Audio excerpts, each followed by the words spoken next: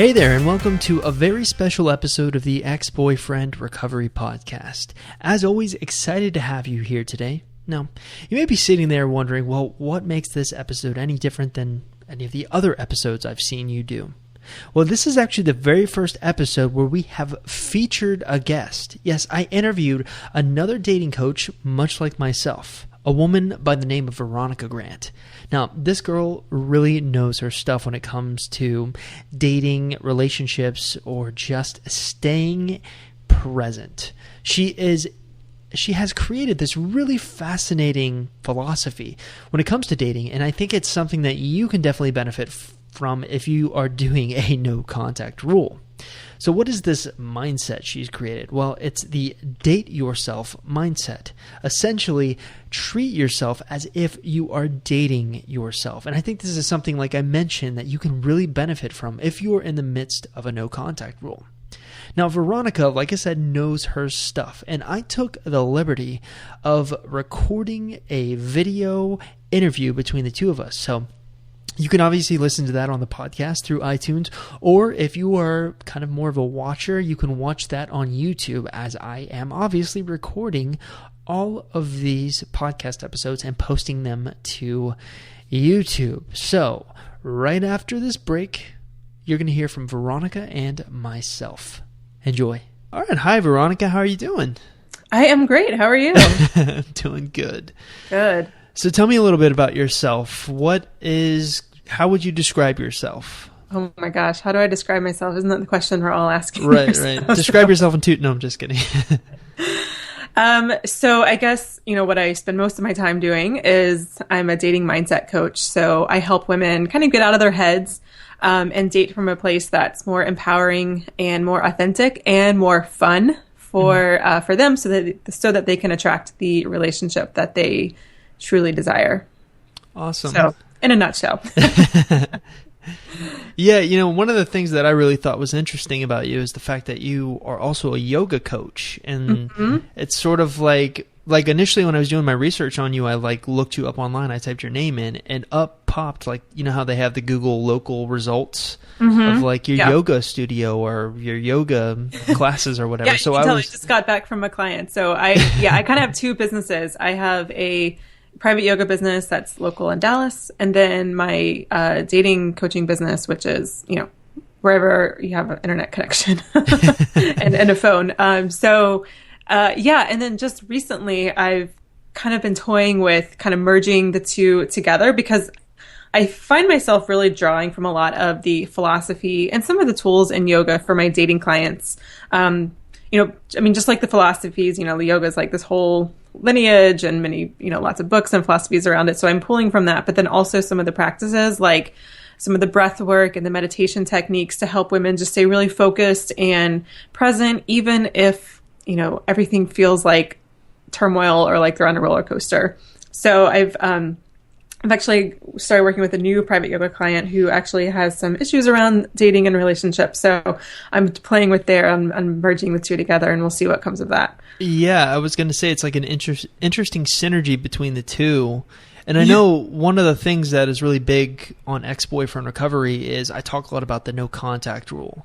After a breakup, it's kind of important to have this time where you can kind of heal yourself. And I'm always finding that people really, really struggle with focusing so much on themselves because they focus so much on their exes.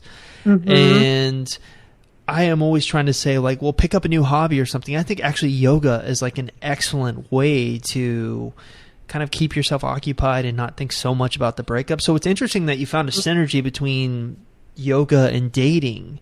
Yeah. Did it just kind of happen organically, or was it you had a client that had some dating issues and you thought you could give them some advice? Yeah. So it's funny because this has been, my business is almost 2 years, and pretty much from even before I started my business, I was thinking, how can I combine the coaching and the yoga? And it's always been a struggle because it just, one was very much a local business, yoga. Yeah. There's some online yoga. It's not like you can travel across the world for a yoga client in Abu Dhabi or something. Exactly. So, this is something that I've been trying to figure out for a really long time. And it kind of just started happening organically. I just found myself, in my group program, the Dating Mindset Bootcamp. There's 6 modules, and each module actually starts off with a meditation and a visualization that's focused specifically on the tools and the techniques and the things that I'm teaching in that module. So that kind of started happening. And then when I got this, started working with this private yoga client, and again, she's local, and, she was having some struggle with dating and relationships, and it just kind of came up. And, it got me thinking, about how yoga is a really powerful tool to deal with the emotional turmoil of dating, and especially even with breakups too, because, it's funny because actually earlier this summer as part of my yoga teacher training, I have to take, or as my certification, I have to take continuing education. So this past summer, I did a continuing ed weekend, immersion thing on yoga and trauma. And it wasn't necessarily talking about like breakups war trauma, but like emotional trauma, like either breakups or abusive relationships, or like I had a client who literally came home one day and her husband's stuff was just gone, and that was the last she ever heard. Horrible. I mean that is like really, really traumatic. And what new research on trauma is showing is that, and I'm not like the expert, this is like still something that's new for me that I'm learning, but I've seen it happen before, is our bodies actually remember trauma. So that's why someone suffering, like a veteran suffering from PTSD, for example, like here's a car, like its engine explode or something like that, like if the car is going on, and then all of a sudden they're like back in Iraq or Vietnam or whatever, and like that's what seems to be their reality, even though they're sitting at a restaurant and the car was just outside on the street. So it's kind of the same thing with dating and relationships. Like something happens and it triggers you as if something that happened in the past is happening now. So an example from dating and relationships, I had a client who boyfriend at the time bailed on her for a date, and for whatever reason, I don't know what the exact reason was, but they've since broken up. But he just basically said like, I can't go on the date with you or whatever. And she just like stood her up or something. Yeah, and she just like fell apart. And I said, okay, well, how did you feel? Like, how did this experience make you feel? And she was like, well, I felt like really unseen, and I felt helpless, and I felt not wanted, and I felt not loved. And so that's what was going on for her and her emotions and her body. And then I said, okay, so where else have you felt this before? And it turns out she had felt this when she caught her dad cheating on his mom or her mom. Okay. And that was like a core wound that was never really healed. So it's kind of like the same thing that's happening to the veteran sitting in the restaurant hearing the car explode. Okay. Not the like the engine, going whatever. Not like actually exploding, because that would be scary. Yeah, that would be scary for anyone. Exactly. And she was like, I felt unseen, and I felt not loved or not wanted. And so when this boyfriend basically like stood her up, and then they broke up, what was actually happening was the thing that was happening in present time. But in her head, she was just replaying this incident where she's found her dad cheating on her mom. And so like, that's what was replaying in the body, even though that wasn't actually, going on in real time. And so I guess the reason why I explain this is because yoga is such a somatic, like an in-body experience, it helps to, for your mind to become present and think, oh yeah, this isn't actually, my dad, me catching my dad cheating. This is just simply someone whose golf game went too late and then couldn't, go on the date with me. And so it's like separating, what might be a core issue or core wound or core experience, like the traumatic experience, with what is going on. And yoga is a really effective tool to help you become mindful of that. Yeah, I love the synergy between the two. And I know, especially when you're dealing with breakups, so many women who come to the website, they freak out over the smallest things that you would like. Normally, if it would happen to you, you would just be like, oh, he's busy or something. Like she sends him a text and he doesn't respond right away, like maybe responds an hour. You'll find they're like crying in a corner. Yeah. And I wonder if it's because they have a lot of these kind of issues. Like the woman, excuse me, the woman became a little jaded because of her dad. She caught him cheating. So I wonder if there's like some sort of core issues that really cause people to be like that. Yeah, I mean, when I work with my clients, we spend a lot of time looking into past relationships, their childhood relationship with parents, and so for anyone listening who maybe is going through a breakup or has gotten rejected, whether or not it's official breakup or not, and you just feel like you're just really upset. And of course, getting rejected hurts. Like, I could talk about science of rejection. Like, it hurts. Like, and it's a human. It's very natural for it to hurt. But once it's beyond that initial hurt, and it's just like so much, and you're just feeling and feeling and feeling. You're feeling all the emotions. My first question would be like, okay, when else have you felt like this before? And answering that question can give you some, really amazing insight into what some either core wounds or some repeated patterns that are, that you're just playing out again and again, and you'll continue to play out until you kind of figure out what that core issue is. Yeah, I was going to ask you now, when you're like kind of probing into people's lives, you're asking those questions. Are they very forthcoming with that information, or are they kind of guarded a little bit? Yeah, it depends. Once, we've crossed that barrier into being, the client coach, I think, most of the time, women have invested the time, they've invested the money, they trust that I'm asking the right questions, even if it seems like very personal. Mm-hmm. But what's really surprising for me is I do always, a part of me is a little bit like I hold my breath when I ask a question about a breakup or the relationship with their father or something like that. Because of course, especially relationship with fathers can definitely trigger a lot of women. But so I always hold my breath a little bit, but it's amazing to me how women are almost always able, at least the clients I've worked with, are almost always able to pinpoint to at least one or two memories that really just stick out for them. And they get to it pretty quickly. And if a memory is coming up that quickly, especially if you're in your 30s, 40s, 50s, even older, and a memory from when you were 10, 11, maybe younger is, that coming up that quickly, like that's a sign that there's something there. Mm. Yeah, it's interesting. When we talked before we did the interview and everything, you were talking to me about like kind of the average age of the clients that you worked with.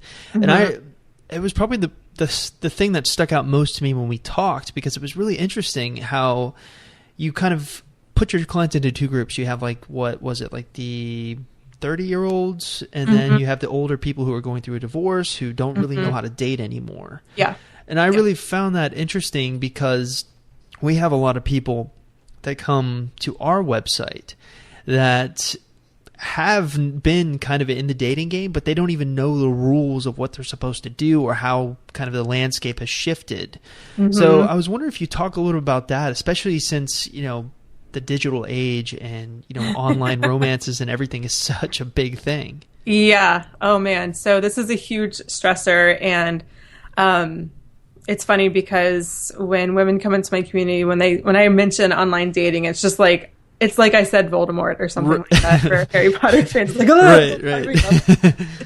And I think, technology and online dating and all that stuff, it certainly has made dating seem more complicated and more like a game, and it less sincere and less real. Mm-hmm. But I don't think the problem is actually technology or online dating. I think it's the way that most people tend to use it. Because the truth is, I think online dating is a great tool to meet people, especially if you're busy, especially if you have kids. So a lot of single moms in my community.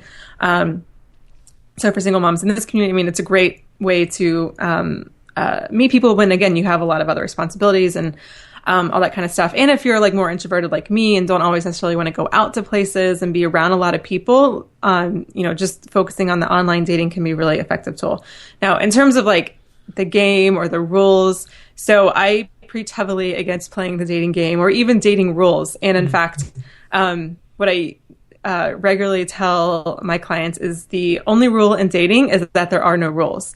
And when you're deciding the next thing you should do or the next move to make, and you probably have some sort of like conversation going on in your head, like, oh, well, should I wait 3 hours before I text him? Or should I, is it okay to text during the day, or should I wait till after 5, or, whatever it is.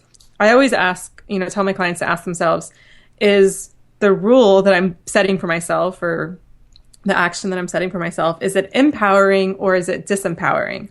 So, example, like the 3-hour rule, like that's a big one. Like wait 3 hours till you text back. I hear that one all the time, and I definitely can relate to that. I mean, we're all guilty of it. I think, to an extent, if you were dating when texting was a thing. Yeah. And if you decide to wait 3 hours because that's what you think you should do, or what your friends say you should do, or what some blog says you should do, I mean, that's fine, except that it's taking the power, or AKA the choice, away from you. Like if you want to text the person back sooner because you have to go into a meeting and then you're going to go to a yoga class and you're just going to be busy the rest of the day, and you just want to get back to the person, then do that. And if you get a text when you're in the middle of the meeting and then you're off to a yoga class and you got to make dinner, and so it happens to be 3 hours until you text, that's fine. But like, so it's not about the 3 hours. It's about, are you doing something because it empowers you, because it's your choice, or are you doing something because you feel like it's something you should be doing, that's taking your power, your choice away from you? Mm. So when you're navigating the dating world, meeting someone on or offline, and you're just like, I don't know what to do, like, and you probably already have an idea of what you do want to do, but you're probably doubting yourself, questioning yourself. Is it make me needy? Does it make me seem like I really like them, and maybe I don't know how they feel about me? Like, again, just if you want to say something, say it. If you want to ask something, ask it. And, give the power back to yourself and stop letting, all the rules take it away. Yeah, I'm really glad you brought that up, too, because I think a lot of the people, they get in their heads a little too much. Yeah. And they go online, they start reading all this information and stuff, and they think, well, this person said to do it this way. Mm-hmm. And they try it, and kind of they shoot themselves in the foot, especially if they got some really bad advice. Yeah. And I'm also glad that you brought up the texting, because that is such a big thing nowadays, and everyone has a different strategy that they try to teach people. And sometimes I think if things just unfold naturally and organically, it works better, rather than, I've always found, like, when I would, years ago when I was dating, I would go online to try to find, like, okay, well, what's the perfect text to send back? And, you'd get these, like, string of perfect text messages. And I'd, like, create a game plan when I really liked a girl. Like, okay, here's what I'm going to say. But when it came down to it, it was like the game plan was pointless, because, it does, things just don't unfold the way you think they are. So you really have to have a bit of adaptability into, like, dating, I think.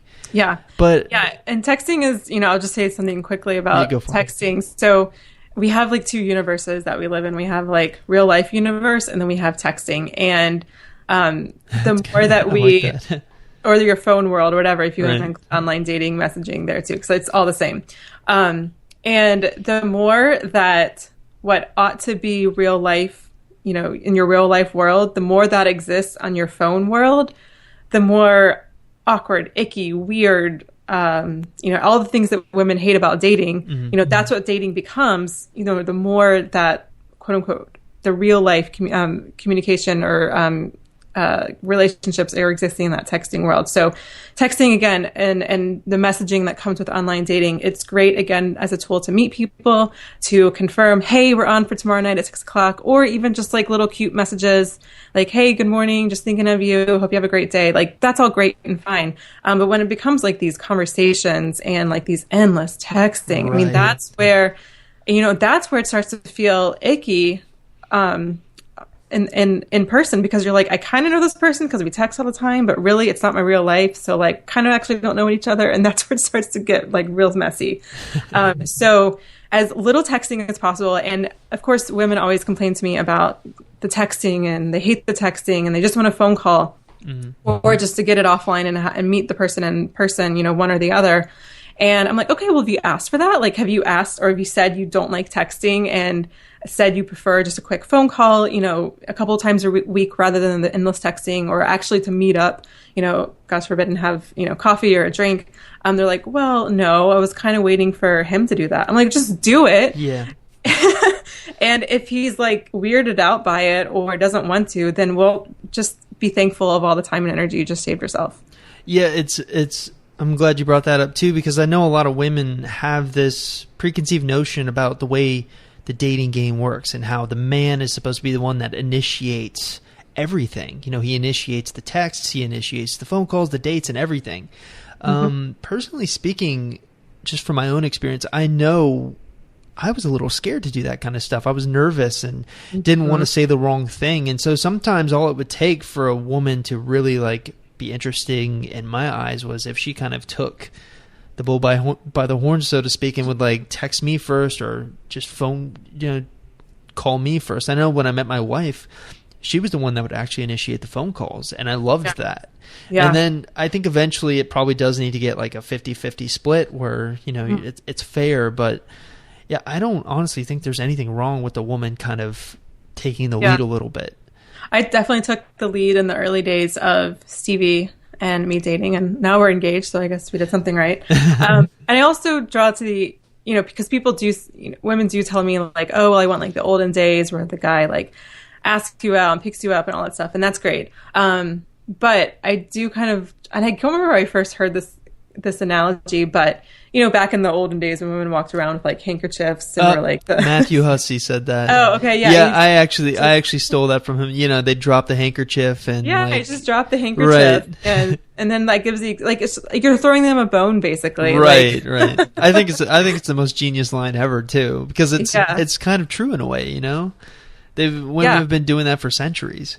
And it's like you don't have to do all of the work, but just even if it's just like batting an eye or a smile or, and it can be anything. Like, it depends on the situation. I could probably think of a million examples, but just throwing them a bone. Because it's funny because I don't remember whose podcast I was on about a month ago. It was a male dating coach and he coached men. Mm-hmm. I don't remember the name at the top of my head right now. But he was asking me, what women's biggest fears were with dating. And I said, by far, fear of rejection. Mm-hmm. And then probably close second is fear of ending up alone and or fear of settling. So one of the two. And when I said fear of rejection, he was like, I think he was actually shocked, not just for his audience, but for him as well, because that was something that was just so unfathomable for him and his audience. Like he said, women are just like these beautiful goddesses, and like it's like they're on this different plane than men. And I'm like, if my clients could hear that, they would like fall over. They would be completely shocked. But the point that he was making was that men are equally scared of being rejected. Exactly right. And And I had Mike Macapinlack on my show. He's a male dating coach for men. Yeah, for men. And he's based in Calgary. I get confused, like who's doing what. But he was basically saying the same thing. And then the women listened to that podcast, on my podcast, Date Yourself Radio, and they were just like, what? I don't believe that. I don't believe that men are also scared of being rejected. But just understanding that both parties, men and women, are human, I think it's like, duh, but it's also pretty like, oh, yeah, right. I forgot about that. Yeah, definitely. I think men are just as afraid of rejection. I know I was when I was kind of like, trying to text and get dates and stuff. Mm-hmm. I was definitely afraid to even ask for a date because I didn't want to get rejected. Yeah. And then I think it's even a little bit, I think the fear is a little bit worse in person because, like you said, there's like two worlds, like there's the phone world where you're texting and even kind of calling, I think is like it's not being there in person where, you can touch, hug, kiss, do all that stuff. And I feel like a lot of people just don't know what to do in person. So I was wondering if you talk a little bit about that from a woman's perspective and talking to the women who are listening to this podcast, like what should a woman do in person when she's on a date with a guy? So one thing that I find when, and actually I think a lot of the work actually comes before you actually even get to the date.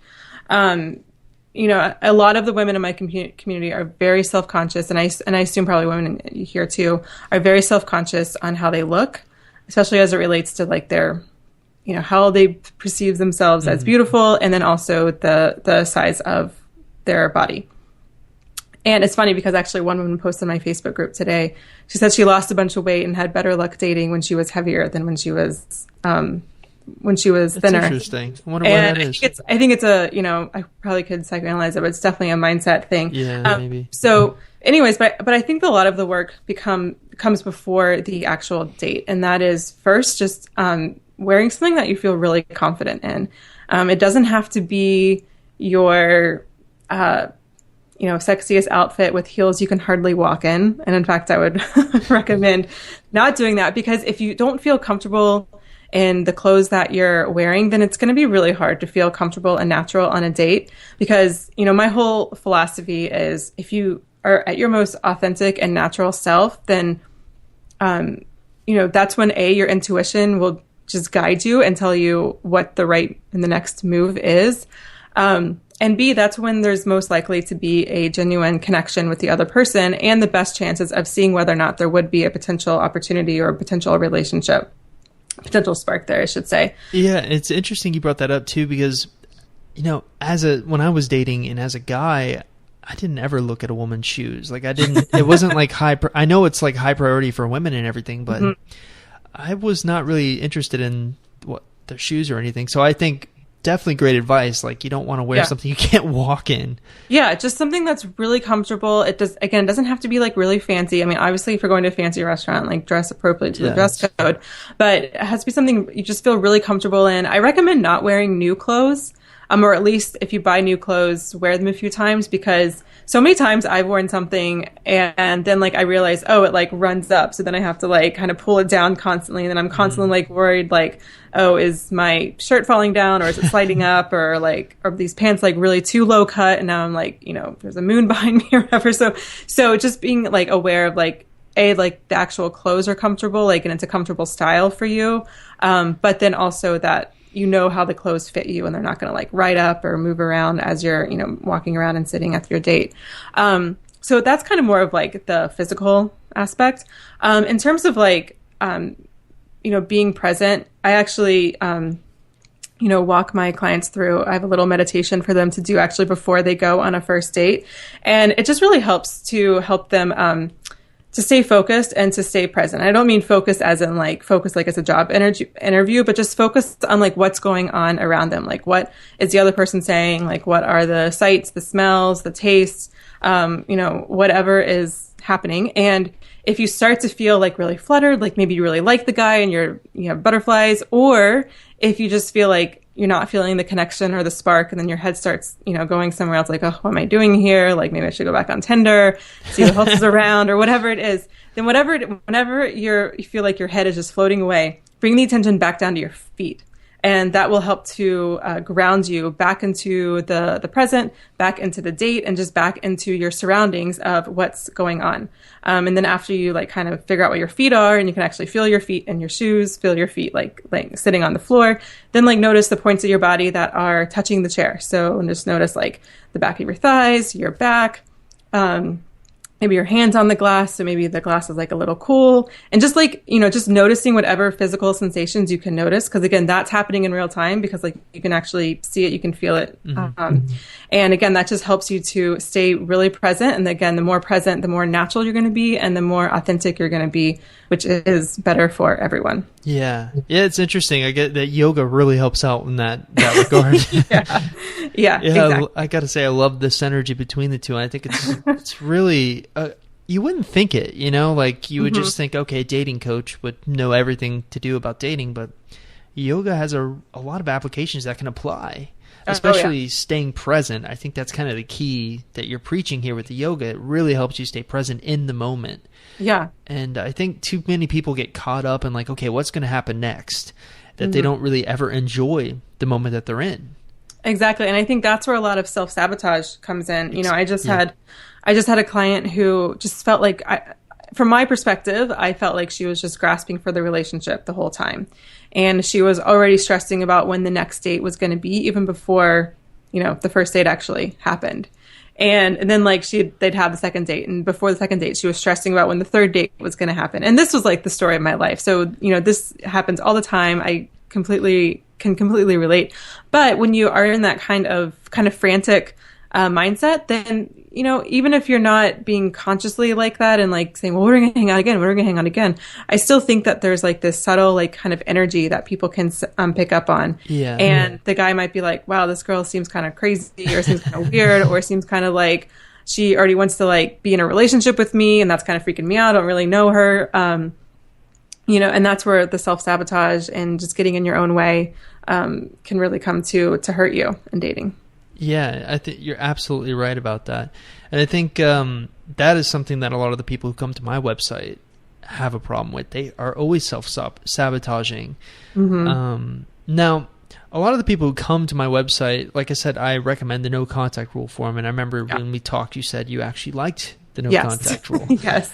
So a lot of the people who come and do the no contact rule, I think when we did our research, around 80% of the people who tried it failed. Like they would kind of self-sabotage themselves, and they became so obsessive about what their ex was doing that anytime that he would reach out, they would just, start up a conversation, and they would get into a fight again, and then bam, you're just back to square one. But I really love this idea, and especially since whenever I was doing research on you, this is something that you really, really preach a lot, the idea of dating yourself. And I think this has a lot of applications in the no contact rule because it can kind of help, like you said, keep you present. It's kind of a philosophy to adopt as well. But just for everyone listening, what is dating yourself? So dating yourself is kind of what it sounds like, doing things for yourself that you would either want or expect your significant other to do for you. So it can be things like buying yourself flowers, writing yourself a love note, taking like a hot bubble bath, taking yourself out for a drink or for a nice dinner. But really the deeper essence of it is making yourself feel how you want to feel in your relationship. And so this is kind of how it ties into, kind of the no contact rule. When you want to reach out to your ex, like what is it really about? Like what is the reason why you want to reach out to him? Like what do you want to feel after reaching out to him? Now, usually you don't end up feeling that way because if there's a fight or some sort of argument, then you end up feeling like crap. But like, what is the real reason? Like, do you want to feel loved? Do you want to feel like attention? Or what does the attention do for you? Makes you feel safe or secure? So what are things you can do for yourself to make you feel how you want your ex to feel, or really just how you want your ideal relationship to make you feel? And then do things for yourself that make you feel that way. So just an example, if you want to feel, so for an example, I'm in the middle of my Date Yourself challenge when we're recording this, and day 4 is do something that makes you feel beautiful. And so the women have all been posting pictures of like they're wearing extra makeup, or if they always wear makeup, they're wearing no makeup today, or they're like straightening their hair if they always wear it up, or wearing it up if they always wear it down. Just something a little different that makes themselves feel beautiful. Because I think a lot of women want their relationship and want their partner to make them feel beautiful. And so now they're doing that for themselves, and they're always so surprised on how amazing that can feel. And with a lot of that comes clarity and how and what's important in their next relationship, and also clarity in that, wow, my ex never made me feel this way, or wow, like I never put myself first in my past relationship. It was always about him, or it was always about something else. And so they can get that kind of clarity when they start dating themselves and making themselves feel how they want to feel. Yeah, I absolutely love the idea because it kind of helps people stay occupied. And a lot of times we've found that oftentimes when people do the no contact rule, they come to the conclusion that they don't want their ex back anymore because, maybe he treated them really badly. And I think dating yourself can kind of accelerate that process, or the process of realizing that. Now, I noticed you mentioned your Date Yourself challenge. Just for everyone listening, what is that? So the Date Yourself challenge is a free 10-day challenge I run a few times a year. And it's designed to, how I created it is I literally Googled the top 10 ways women want to feel in their ideal relationship. And I'm like, okay, those are my 10 days. So it's like, day 1 is do something that makes you feel happy. Day 2, I think, is something that makes you feel adventurous. Day 3 is love. Day 4 is beautiful. That's all we're up to. So I don't remember the rest of the days. But it's just, I know other ones are like, do something that makes you feel sexy. Do something that makes you feel romance. Do something that makes you feel safe and secure. So that's one thing that people want to feel in a relationship. So, and then, each day I kind of guide them. I give them little ideas of what they can do to make themselves feel that way. And I try to give ideas of things that could take 2 minutes if they literally have 2 minutes in their day, or something they could spend 2 hours on if they had 2 hours. But the idea is it's something they're doing by themselves, for no other reason, but just to love up on themselves. So again, like, so today is make yourself, or do something that makes you feel beautiful. So that might just be some makeup. One woman is beautifying her space today. She's been cleaning all day, doing some feng shui stuff. And then for like safe and secure, a lot of times that might include either looking at finances, or it might include doing some journaling or a meditation practice, because that can kind of really ground you, which then can make you feel more safe and secure. Or, and then day 2 is adventurous. So it can be just going into a new neighborhood in your city that you never go to and explore. Or it could be making a vision board if you have like 30 minutes, so it just depends what it is. But, it doesn't really matter what the activity is, but it's the feeling and the intent behind it that matters. Yeah, it's interesting. I'm trying to think, what was it? The law of attraction. Have you ever heard of that? Mm-hmm. I feel like this kind of follows that a little bit, because it kind of puts you in a mindset where you're going to be open for good things happening to you. Yeah. You definitely have to be open and willing to receive, the right people and the right relationships. And I really believe that the relationship you have with yourself is reflected in who you attract.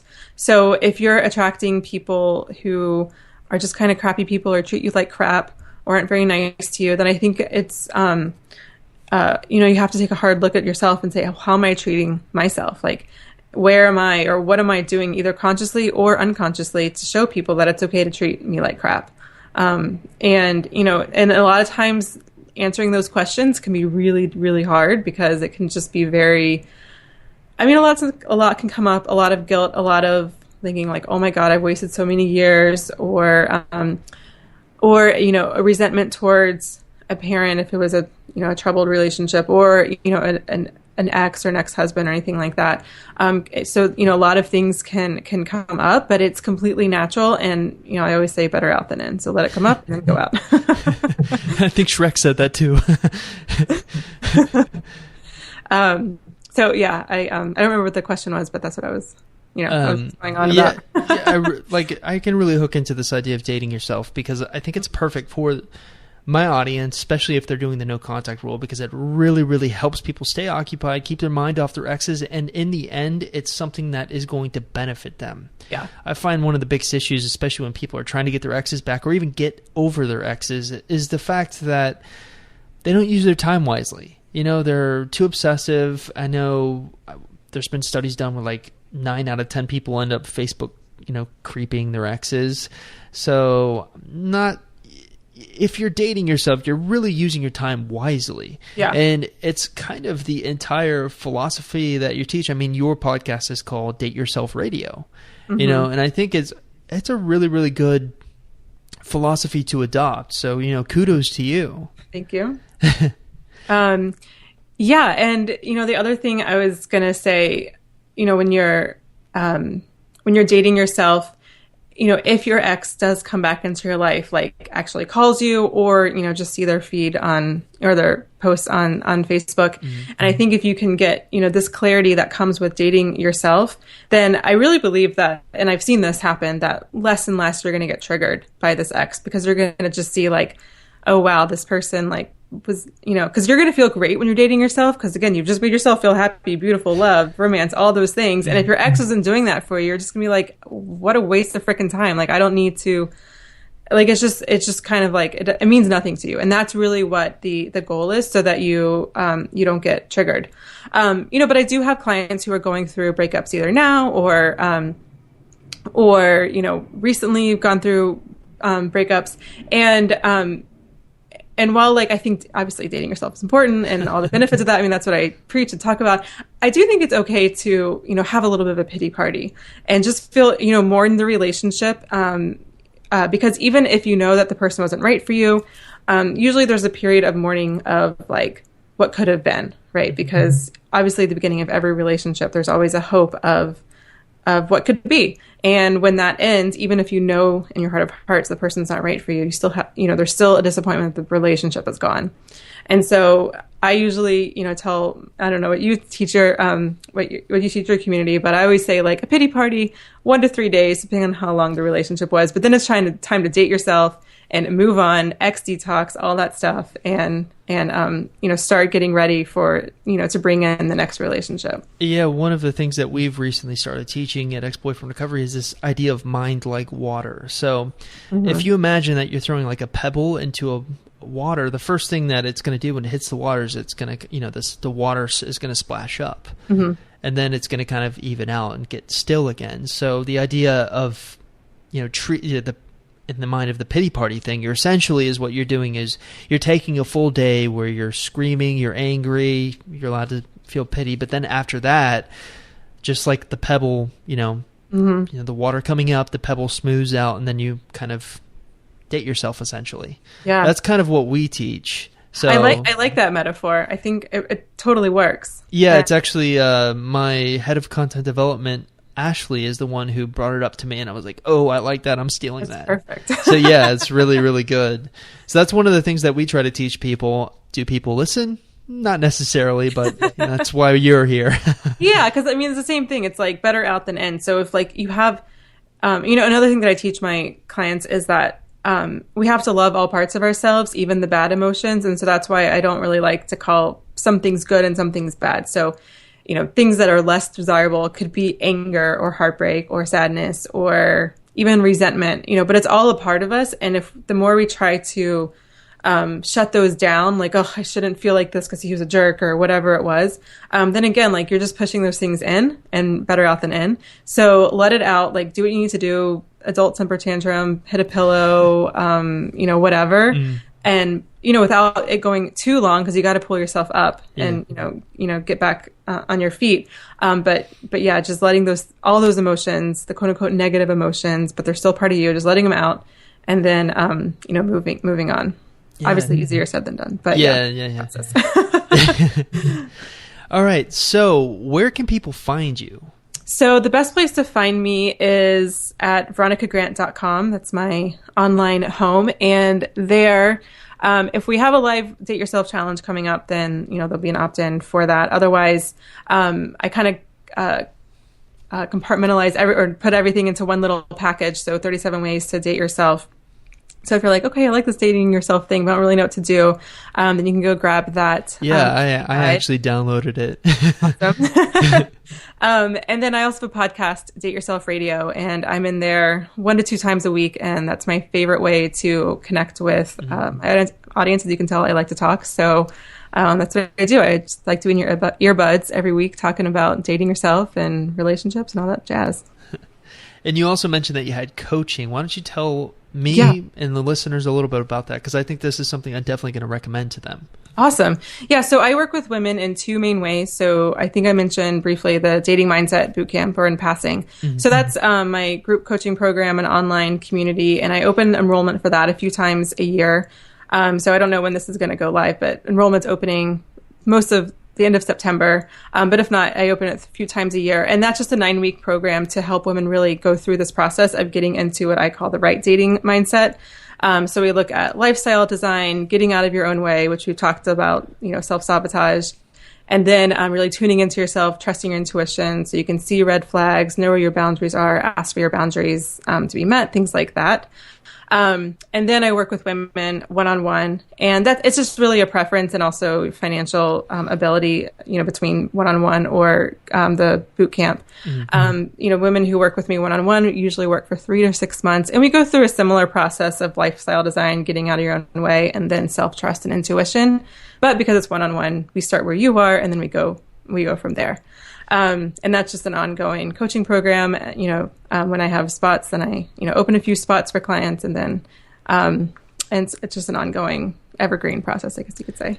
And how much do these services cost? So you have the group coaching, and then you have the one-on-one coaching. So yeah, so the boot camp right now for regular enrollment is $497, and then if you want that coupled with a couple of it's 3 one-on-one sessions, so 3 45-minute sessions, that is $897. So that's the mastery level, the bootcamp mastery. So there's different levels, I guess, to the pricing. Yeah. So you get the modules, the group coaching, the Facebook group, all the audio bonuses, that kind of stuff. That's the basic level. And That's the $497, and then the mastery level is $897. And with that, you get 3 one-on-one sessions with me, and I'll review your already written online profile. Just make sure it really speaks to you. And then my one-on-one services, I do it like in 3-month increments. So for 3 months, it's one payment of $1,500. I will say that prices are going up at the end of the year. So if you have any people who are interested, get in now, people. get in on it. The bootcamp, when I open it up again in February, will definitely be more. I'm not exactly sure what. And then one-on-one prices will probably be increasing. I'll probably do one more last call at current prices for my community, and then go ahead and raise the prices. So probably November. Awesome. Yeah, I mean, I think people, just knowing my audience, are probably going to flock more to the boot camp. Mm-hmm. So can you talk a little bit about that? Because is it like in a Facebook group type thing, or how does it work? Yeah, so there's an online home, and that's where all of the modules are. There's 6 modules. So I divide the boot camp into 3 parts, so the 3 main steps. So the first is lifestyle design, and the second is getting out of your own way. So that's the mindset. And then the third part is it's called know when to run, stay, or ask for what you want. So that's basically intuition, self-trust, looking at red flags, your boundaries, how to ask for your boundaries without feeling needy or confrontational. And each of those parts have 2 modules. And then each of those parts have 1 integration week. So it ends up being 9 weeks, 3 weeks for each part. So modules 1 and 2, we really look into how you want your relationship to make you feel, kind of playing off the Date Yourself challenge, but taking it to be more personalized. Like, again, like I just Googled the top 10 ways women want to feel in their ideal relationship. But then module 1 is really about, well, how do you want to feel in your ideal relationship? And then designing your lifestyle around that, because relationships and dating don't exist in a vacuum. They're part of your life. And so the more you can kind of blend the two, then the more they'll be able to work in sync with each other. And then the second module, it's more just lifestyle design, like looking at your time management, like if you feel like you don't have time to date, or if you feel like you kind of go all or none, so you're dating all the time and then you pull back and do nothing, dating all the time, pulling back, doing nothing. So we kind of look into how you're spending your time and designing your lifestyle. And then part 2, so module 3 and 4, we look into the mindset and your beliefs, limiting beliefs around men, dating, love, relationships, figuring out where they come from. This is where we look at your relationship with your parents, especially for women, looking at the relationship with your dad. It's not always your dad. Sometimes your mom plays a role. But looking at that relationship and seeing where that informs some beliefs and where you're replaying situations out again and again and again, and kind of healing that core wound, like an example I told you about earlier in the show. And then we also look at masculine and feminine energy and kind of balancing that out, how it works within you, but then also within the relationship. And then part 3, we get into modules 5 and 6, which are learning how to trust your intuition, where the heck your intuition is, what is it, how do you use it? I swear you have one. It's not like some people have it and some people don't. So I teach you how to access it, and how to begin to trust it, especially if you feel like you don't really trust yourself. If you don't trust other people or men, there's a good chance it's because you don't trust yourself. So we really take it back, to the looking at it inwards, and then figuring out like what your boundaries are, like what some non-negotiables might be. And then module 6 is really about learning how to ask and how to have what I call the authentic conversation, which is a specific way to ask for what you want without feeling like you're being needy, or without feeling like you're accusing someone or being confrontational, which could spark an argument. And then we end with a little just conversation around rejection. So I feel like it's impossible to talk about relationships without talking, especially conversations, asking for something without talking about rejection. So we kind of wrap it up with that. And then, in addition to that, there's lots of bonuses. A new bonus that I'm going out with this round of the bootcamp is a starter guide to getting online and making it work for you. So how to set up a profile, which sites or swipe apps to use and why, depending on what you want or your age, demographic, whatever. And then the 4 golden rules of a dating profile, and then kind of just like some kind of what we were talking about earlier, like the ins and outs of texting and messaging and showing up on a first date. So I kind of walk them through that and lead them through a meditation and visualization of how they want their date to go. So that's I kind of just talked a lot, but that's really how the flow that we go inside the boot camp. Yeah, I think that's something a lot of the people on our website is definitely going to be interested in. So hopefully we can send you a few people interested in that. Yeah, but I also wanted to hit you up because we have listeners from all around the world. Your yoga. Well, certainly we've had listeners in Dallas. So what about your yoga? Do you want to talk a little bit about that? Yeah, so it's interesting because my private yoga business is completely separate from the rest of my business. Like my private yoga clients aren't on my email list. Like I just, I go to their place and then teach yoga and then I go home. So yeah, if anyone is in Dallas, I have probably one, maybe I could squeeze in, depending on the timing, 2 spots open for some private yoga. And when I teach with private yoga clients, I just generally go to either their home or their office, so they have to provide the space. And I work with them for anywhere between 60 and 90 minutes. And again, like most of my private yoga clients, I mean, some are just busy and they just want to have yoga on their own time or on their own schedule. But most, I would say, are new to yoga, and going to a studio really intimidates them. Whether it's like some sort of emotional trauma or like a physical injury, they just don't feel very supported and they just feel very overwhelmed, which can lead to anxiety, which kind of defeats the purpose of yoga. So I always say, for those types of students who just feel really overwhelmed at a yoga class, like best case scenario is that you just don't get the full benefit of the pose. Worst case scenario is you actually injure yourself. So, and I obviously try to prevent both of those scenarios from happening. So I'm really all about form and alignment and working with the breath and actually teaching the pose so that you kind of like understand why you have your foot there and your arm there and breathing in that way. So it makes sense. And then, I mean, the most important thing that I try to teach or infuse in my yoga practice and my teaching is to make it practical for your, the rest of, or the other parts of your life. So whether it's like staying less stressed or anxious at your job, or less stressed or anxious in your relationship or dating, ways you can actually apply what I teach on the mat to your life. So everyone listening, if you're in Dallas, go to her. Yeah. And the best way to find that, I mean, you can just, I think if you scroll down the bottom of veronicagrant.com, there's a menu button for Dallas Private Yoga, but otherwise DallasPrivateYoga.com. Tell you what, I'll look it up and put it in the show notes for people listening. So if you're listening, just go to the show notes and it'll be there. I'll also put a link to your Bootcamp, your coaching, and also your website. So awesome. You're getting the full promotion. Yeah, I would love to have some women listening in some of my programs. I think once you get over, a breakup or decide that, you don't want your ex-boyfriend back, I think the next step is really the whole mindset process so you don't repeat the same relationship again and again, lay out those patterns again. And that's what the boot camp is all about. Which happens a lot more than you think. We get like repeat visitors on ex-boyfriend recovery, like, I came to your website a year ago and now I'm back. Yeah. Well, I think that's going to do it. Awesome. Well, thank you so much. This was so much fun to chat with you today. Yeah, we really appreciate you, Veronica. Thanks for coming on. We might have you on again. Sounds good. Always willing. Good.